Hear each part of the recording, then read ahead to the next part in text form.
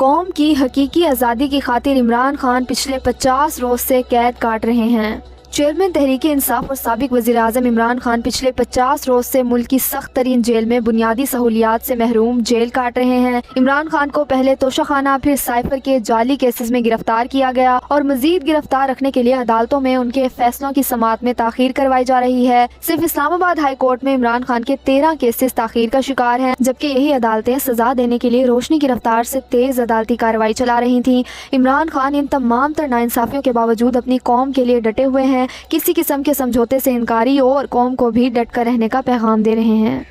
Cipher case میں ضمانت کی درخواست پر سماعت کل بروز سوموار کو ہوگی۔ چیئرمین تحریک انصاف عمران خان کے وکلاء نے سائفر کیس میں ضمانت کے لیے درخواست اسلام آباد ہائی کورٹ میں پچھلے 2 ہفتوں سے دائر کر رکھی ہے، جس کو چیف جسٹس عامر فاروق مسلسل تاخیر کا شکار کر رہے ہیں۔ کل ایک بار پھر اس کیس پر سماعت مقرر ہے۔ وکلاء پر امید ہیں کہ اگر جسٹس عامر فاروق نے دوبارہ سماعت ملتوی نہ کی تو عمران خان کو ضمانت مل جائے گی۔ عمران خان کے خلاف سائفر کا کیس بنتا ہی نہیں۔ لاہور میں کل وکلاء کنونشن ہوا، جس میں ملک کے ممتاز وکلاء اور تجزیہ نگاروں نے شرکت کی۔ تقریب سے خطاب کرتے ہوئے سینئر وکیل اعتزاز احسن کا کہنا تھا کہ قیدی نمبر 804 پر سائفر کا کیس کسی قانون کے تحت بنتا ہی نہیں۔ آئین پاکستان میں یہ اختیار صرف اور صرف وزیر اعظم کو دیا گیا ہے کہ ملک کی سیکیورٹی کو مد نظر رکھتے ہوئے سائفر پہ عوام اور وزراء کو اعتماد میں لے سکیں۔ اعتزاز احسن نے الیکشن 90 روز کے اندر کروانے کے آئینی مطالبے پر بھی زور دیا۔ ننھے عمار کے بعد 3 سالہ سیف اسود بھی گرفتار والد کی راہ تکتے تکتے بیمار ہو گیا۔ ملک میں فسطائیت کا نہایت بدترین دور چل رہا ہے۔ سیاسی مقصد کے لیے معصوم بچوں کو بھی نہیں چھوڑا جا رہا۔ 9 مئی کے بعد غیر قانونی طور پر گرفتار پی ٹی آئی کارکن اسود کا 3 سالہ معصوم بیٹا سیف اسود بھی عمار آباد کی طرح بیمار ہو گیا ہے۔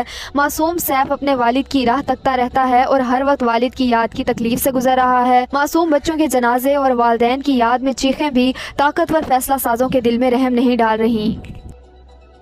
تحریک انصاف رہنماؤں کے خلاف ریاستی فسطائیت جاری۔ ایک اور پی ٹی آئی رہنما کو بغیر کسی ٹھوس الزام کے گرفتار کر لیا گیا۔ اس مرتبہ نشانہ سابق رکن قومی اسمبلی اور صدر پی ٹی آئی باجوڑ گل ظفر خان بنے، جنہیں سینکڑوں لیویز اور سادہ لباس اہلکاروں نے ان کے گھر پر حملہ کر کے حراست میں لے لیا۔ ملک غربت کی تاریکیوں میں ڈوب رہا ہے۔ 40% عوام خط غربت سے نیچے زندگی گزارنے پر مجبور ہے، لیکن ہماری حکومت کو فسطائیت قائم رکھنے سے فرصت ہی نہیں مل رہی۔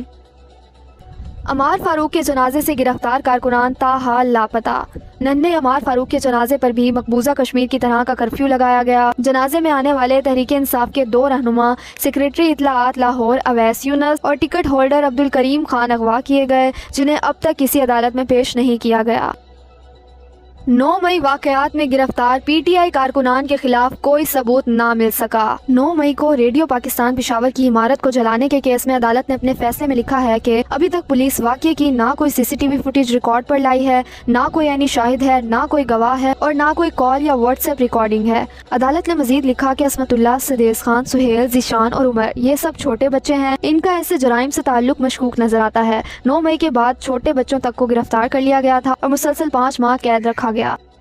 الیکشن کروانے کے لیے آنے والے نگراں وزیر اعظم کی عوامی پیسوں پر عیاشیاں۔ نگراں وزیر اعظم کا دورہ امریکہ بڑی ملاقاتوں کے بغیر اختتام پذیر۔ انوار الحق کاکڑ نیو یارک جاتے ہوئے پیرس میں رکے، اہل خانہ کے ساتھ آئیفل ٹاور کا دورہ کیا، ترک ریسٹورنٹ میں کھانا کھایا، امریکہ میں بھی مہنگے ترین ہوٹل میں ٹھہرے اور واپسی پر لندن کے مہنگے ہوٹل میں بھی قیام کیا۔ یہ تمام عیاشیاں غریب عوام کے ٹیکس کے پیسوں پر کی، جبکہ دوسری جانب عوام مہنگائی، بجلی کے بل اور بے روزگاری سے مر رہی ہے۔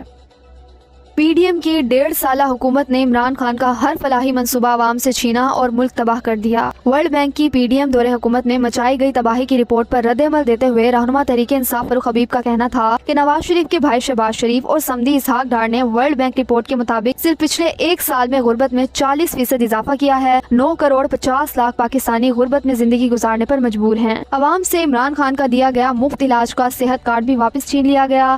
آٹا، بجلی، گیس، گھی، چینی سب ریکارڈ مہنگی کر دی گئی۔ عمران خان کا دور بہت اچھا تھا، اب تباہی ہی تباہی ہے۔ ملک میں موجود ہر شہری کو عمران خان کا دور حکومت یاد آنے لگا۔ لوکل رپورٹر سے گفتگو کرتے ہوئے ایک بزرگ شہری نے کہا کہ عمران خان کے دور میں دوائی مفت ملتی تھی، اب تو صحت کارڈ بھی بند ہو گیا ہے۔ عمران خان کا دور اچھا تھا، اب زندگی بہت مشکل ہو گئی ہے، اپنے کپڑے بیچ کر بھی گزارا مشکل ہو رہا ہے۔